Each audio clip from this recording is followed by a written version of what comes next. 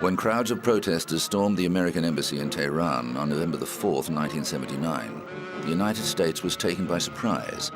66 people were taken hostage to send a message to the US that Iran was no longer an American puppet state. Anger at the United States had been simmering since 1953, when American intelligence agents engineered a coup against the popularly elected Iranian Prime Minister Mohammad Mossadegh. The US had been concerned at the Prime Minister's plans to nationalize the oil industry and feared Iran was growing too close to the Soviet Union. The US delivered power to its ally, the Shah of Iran, receiving oil concessions in return. For nearly 30 years, the Shah enjoyed the spoils of office and became less and less tolerant of dissent, using the feared Savak secret police to intimidate opponents.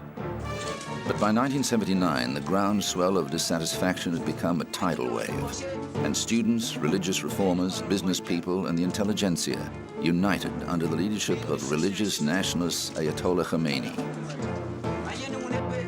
The Shah was toppled from power and fled to Egypt, but Iranians were furious when he was allowed to enter the United States for medical treatment. The decision was made to kidnap the American diplomats in retaliation. 13 women and African Americans were released early into the crisis, and a diplomat diagnosed with multiple sclerosis was sent home on humanitarian grounds. But the remaining 52 people stayed in custody for 444 days.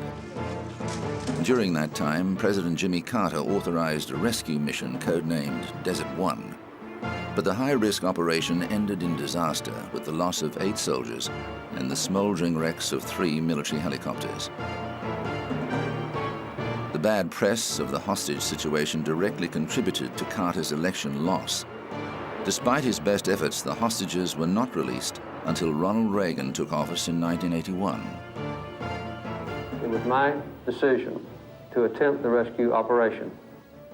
It was my decision to cancel it when problems developed in the placement of our rescue team for a future rescue operation. The responsibility is fully my own. 5 years later, officials in the Reagan administration were found to have illegally sold arms to Iran.